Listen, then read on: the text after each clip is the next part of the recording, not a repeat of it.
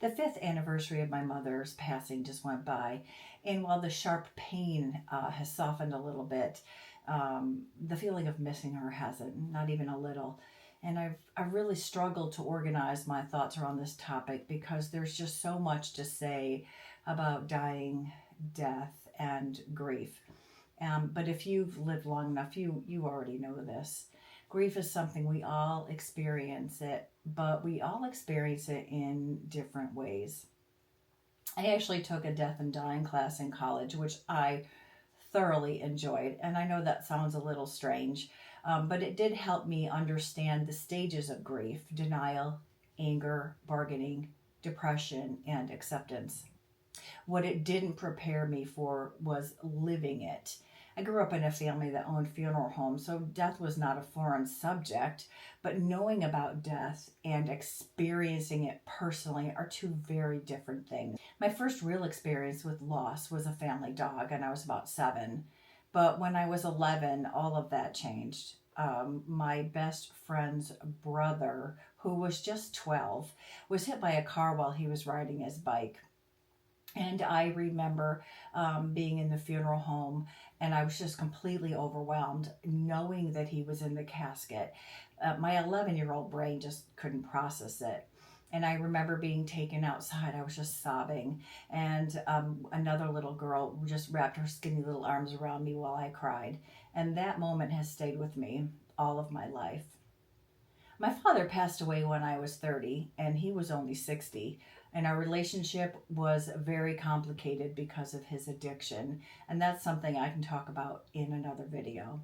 But loss is still loss, and it leaves its mark no matter what the relationship looked like. I was very fortunate, though. I had all 4 of my grandparents into adulthood. My first 2 of my grandparents passed when I was in my early 20s, and the other 2 lived to be 91 and 96. And I still find myself hoping that I get that kind of time too. But nothing quite prepares you for this. The moment both of your parents are gone. I remember saying to my sister, "We're orphans now." And even saying that out loud felt surreal, strange, and heavy. Because no matter how old you are, there's something deeply grounding about knowing that your parents are still in the world. And when they're not, there's an emptiness that won't go away.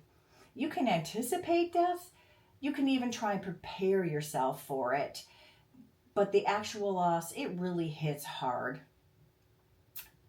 For over 10 years, I lived more than 600 miles away from my family. My mother had CPOD and emphysema, and every time the phone rang at night, I held my breath because I thought, oh my gosh, this is it. In a way, I was trying to prepare myself, to brace for the inevitable. But here's the truth. You can't fully prepare to lose someone that you love. I remember at my grandmother's funeral, my mother said something that really shook me. We were standing in the living room and she said, "Well, you'll be doing this for me in about 5 years." And that just felt like a punch in the gut. And you know what? She was wrong. She lived 11 more years, 11 joy-filled years, even though she struggled with her health. And looking back now, I realize she just wasn't grieving just her mother. She was facing her own mortality. As we get older, loss becomes more frequent.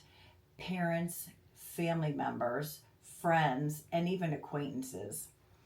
Working in healthcare, I've seen this up close and quite often. Patients I've known for years just gone. And one woman in particular really stayed with me. Her name was Ruby, Miss Ruby.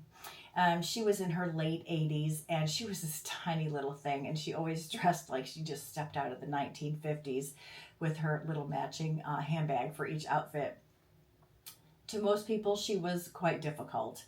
A bit of a curmudgeon. Her own family thought she was hard to get along with, but I saw something different.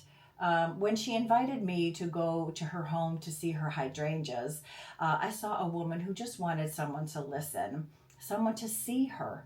And I visited her a few times before she became too frail.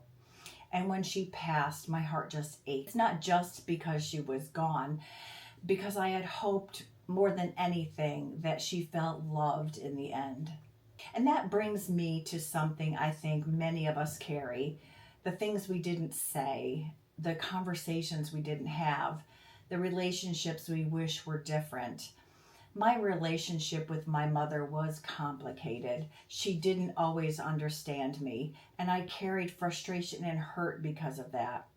And I watched my sister have a completely different relationship with her, and that was painful. And I'm grateful that my sister has these beautiful memories. I just wish I had them too. As I get older, I think more about my own life, what I'll leave behind, what still needs to be said. I've been working on my advanced directive for about 10 years now. Yes, I know procrastination is a real thing. But here's the thing, grief may wait, and we may delay, we may avoid, but death does not procrastinate. So I want to ask you, how old were you the first time you experienced the loss of someone you loved? And how are you facing this stage of life where loss becomes more common? Let's talk about it in the comments, because I think these are conversations we don't have often enough, but we all really need. Thank you so much for being here. And in my next video, we're going to talk about something that goes hand in hand with this, our mortality and the anxiety around getting older. I'll link that below. In the meantime, thank you so much for chiming in, and I'll see you the next time.